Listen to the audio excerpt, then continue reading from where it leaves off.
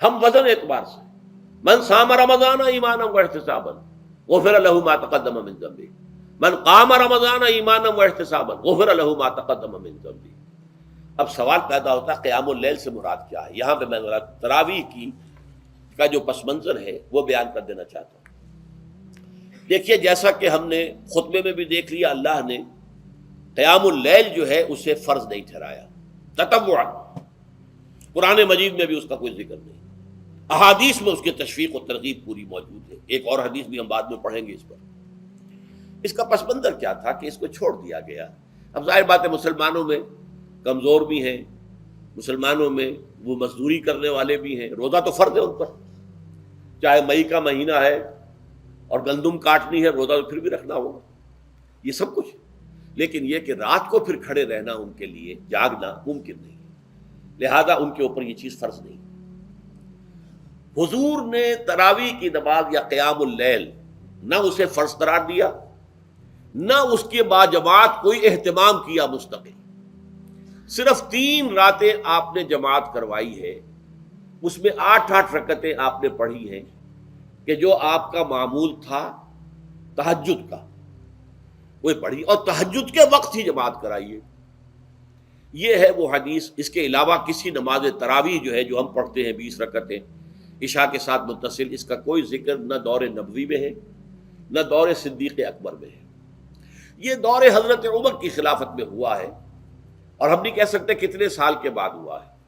حضرت عمر رضی اللہ تعالیٰ عنہ کی خلافت کا دور جو ہے وہ تو 10 برس ہے، ہو سکتا ہے 5 برس کے بعد ہوا ہو، 6 برس کے بعد ہوا ہو، 12 ہوا ہے ان کے عہد میں۔ حضرت عمر ایک مرتبہ مسجد میں داخل ہوئے، مسجد نبوی میں، تو دیکھا کہ کچھ لوگ 8 10 12 جو ہیں وہ ایک جو ہے حافظ کے پیچھے کھڑے ہوئے اور قرآن سن رہے ہیں، کچھ دوسرے کونے میں کھڑے ہیں، کچھ کہیں اور کھڑے ہیں، مختلف جماعتیں ہو رہی ہیں۔ تو انہوں نے سوچا کہ کیوں نہ ان سب کو ایک امام کے پیچھے جمع کر دیا جائے، اور اس کے لیے لوگوں کی سہولت کے لیے عشاء کے ساتھ متصل رکھ دیا جائے، اس لیے کہ تہجد کے وقت اٹھنا جو ہے وہ تو ہر کس و ناقص کا کام نہیں ہے، کہ عشاء کے بعد اگر تھوڑا سا اضافی وقت ہو صرف، تو یہ ہر شخص کر لے گا، مزدور بھی کر لے گا۔ لہذا آپ نے یہ نظام تجویز فرمایا کہ عشاء کے متصلاً بعد 20 رکعت نماز پڑھی جائے اور ایک امام کے پیچھے پڑھی جائے۔ یہ گویا کہ اجتہاد ہے حضرت عمر رضی اللہ تعالی عنہ، اس کو آپ نے خود بدعت بھی قرار دیا ہے، لیکن بدعت حسنہ۔ بدعت کس اعتبار سے؟ لغوی اعتبار سے، نئی بات، اس لیے کہ حضور کے زمانے میں نہیں تھی، تو یہ اس طریقے سے ایک نئی بات ہے، لیکن یہ بات چونکہ بہت اچھی ہے، بہت عمدہ ہے۔ آپ جب یہ نظام چل پڑا تو ایک دن مسجد میں آئے، دیکھا کہ بڑی بھری مسجد ہے، صحابہ کھڑے ہیں اور ایک امام کے پیچھے قرآن سن رہے ہیں۔ آپ نے فرمایا نعم البدعۃ ھذہ، یہ جو ہم نے نئی بات شروع کی ہے یہ بہت اچھی ہے، بہت عمدہ ہے۔ اب یہاں سے فرق واقع ہو گیا ہے۔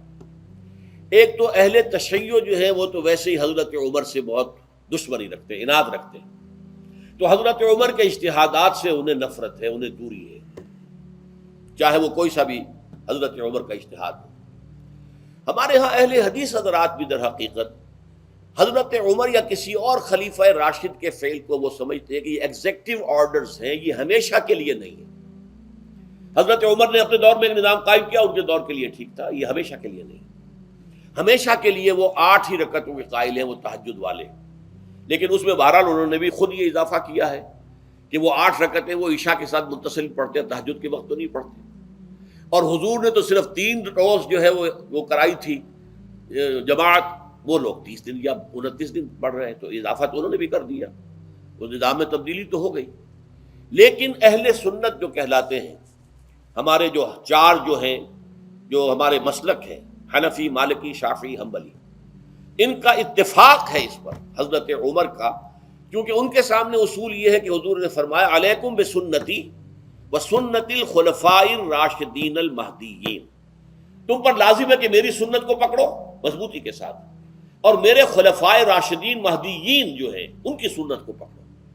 اس اصول سے یہ چاروں فقہیں جو ہیں حضرت عمر کے اجتہادات جو ہیں ان کو بھی پابندی سمجھتے ہیں کہ تمام عمر کے لیے قیامت تک کے لیے امت مسلمہ پر ان کی پیروی لازم ہے، لہذا اس میں اجماع ہے۔ اور یہاں تک کہ یہ سب سے آخری جو اس میں مسلک پیدا ہوا ہے زمانی اعتبار سے، سب سے پہلے مسلک جو ہے حنفی پیدا ہوا ہے، پھر مالک کی پیدا ہوا ہے، پھر شافعی پیدا ہوا ہے، اور پھر حنبلی آخری ہے۔ اور امام احمد ابن حنبل بہت بڑے محدث بھی ہیں۔ مسند احمد ابن حنبل جو ہے وہ بہت بڑی کتاب ہے، بہت اہم کتاب ہے، جامع کتاب ہے۔ تو ان کے ہاں بھی 20 رکعتیں ہیں۔ چنانچہ حرمین شریفین میں، سعودی عرب میں، مکے اور مدینہ منورہ میں جو نماز تراویح ہوتی ہے اس کی 20 رکعتیں ہیں، لیکن اہل حدیث حضرات جو ہیں وہ اس 8 کے اوپر اکتفا کرتے ہیں۔ بہرحال یہ ایک اختلاف ہے جو میں نے اس کا پس منظر بیان کر دیا، لیکن اس 20 رکعت نماز سے ادا کرنے سے، جو کہ زیادہ سے زیادہ 50 منٹ یا 1 گھنٹہ لگتا ہے، اس سے وہ قیام اللیل کا حق ادا نہیں ہوتا۔ قیام اللیل کا تو کچھ اور ہی تقاضا ہے۔ قیام کسے کہتے ہیں؟ یہ سورہ مزمل سے واضح ہوتا ہے۔ یا ایھا المزمل قم اللیل الا قلیلا نصفہ او انقص منہ قلیلا او زد علیہ ورتل القرآن ترتیلا۔ آدھی رات یا آدھی رات سے کچھ کم، یعنی تہائی رات، یا آدھی رات سے کچھ زائد، 2/3 رات، یہ ہے قیام اللیل۔ چنانچہ سورہ مزمل ہی کی آخری آیت جو دوسرا رکوع مشتمل ہے جس پر، اس میں صاف کہہ دیا گیا ان ربک یعلم انک تقوم ادنی من ثلثی اللیل ونصفہ وثلثہ وطائفۃ من الذین معک۔ اے اللہ کے نبی، اللہ خوب واقف ہے کہ آپ بھی اور آپ کے ساتھ ایک جماعت بھی رات کو کھڑی رہتی ہے، 2/3 رات یا آدھی رات یا 1/3 رات۔ تو یہ سارا معاملہ جو ہے قیام اللیل کا، گویا کہ کم سے کم 1/3 رات پر اس کا اطلاق ہو سکے گا، یہ نہیں کہ 1 گھنٹے۔ اب اس کے ضمن میں دیکھیے حدیث پڑھیے، تیسری حدیث ہے ان عبداللہ ابن عمرو ابن العاص رضی اللہ تعالی عنہ۔ یہ وہی عبداللہ ابن عمرو ہے جن کی میں نے آپ کو حدیث پہلے سنائی ہے۔ یہ ساری رات کھڑے رہتے تھے، پوری رات، اور ہر روز روزہ رکھتے تھے، جس پر حضور نے منع کیا، لا تفعل، مت کرو ایسا۔ رضی اللہ عنہما، یہ خود بھی صحابی ہیں اور ان کے والد عمرو بن العاص بھی صحابی ہیں۔ ان رسول اللہ صلی اللہ علیہ وسلم قال، کہ اللہ کے رسول صلی اللہ علیہ وسلم نے فرمایا، الصیام والقرآن یشفعان للعبد، روزہ اور قرآن بندے کے حق میں شفاعت کریں گے۔ یقول الصیام، روزہ یہ عرض کرے گا اللہ کی جناب میں، اے رب پروردگار، انی منعتہ الطعام والشہوات بالنہار، میں نے تیرے اس بندے کو دن کے دوران کھانے پینے سے اور اپنی شہوت کا تقاضا پورا کرنے سے روکے رکھا، یہ میری وجہ سے روکا رہا، تو میری شفاعت اس کے حق میں قبول فرما، فشفعنی فیہ، میری شفاعت اس کے حق میں قبول فرما۔ ویقول القرآن، قرآن کیا کہے گا؟ منعتہ النوم باللیل، میں نے اسے رات کے وقت سونے سے، نیند سے روکے رکھا، فشفعنی فیہ، تو اس کے حق میں میری شفاعت قبول فرما۔ حضور فرماتے ہیں فیشفعان، ان دونوں کی شفاعت قبول کی جائے گی۔ یہ ہے قیام اللیل۔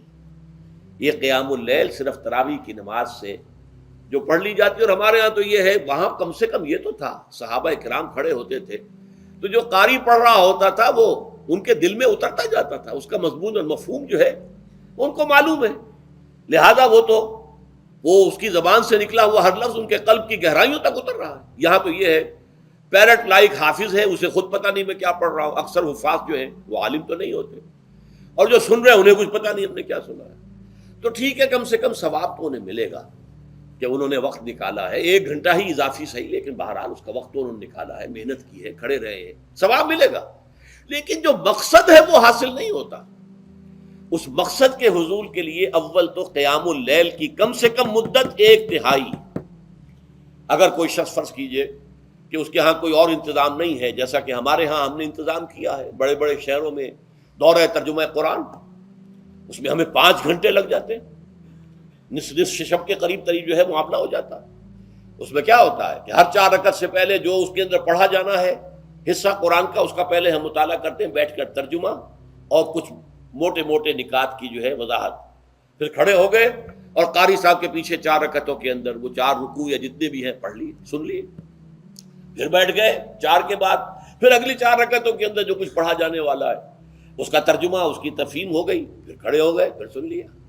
اس طریقے سے 5-6 گھنٹے میں تراویح ختم ہوئی، تو تراویح بھی ہو گئی، حضرت عمر کے اجتہاد پر عمل بھی ہو گیا، 20 تراویح ہو گئی، لیکن یہ ہے کہ اس کے ساتھ جو اصل غرض و غایت ہے قیام اللیل کی، وہ بھی حاصل ہو گئی۔ یہ ہم نے 17 سال پہلے شروع کیا تھا یا 18 سال پہلے، اور وہ انشاءاللہ اللہ کے فضل و کرم سے اب چل رہا ہے، بڑے بڑے شہروں میں ہو رہا ہے۔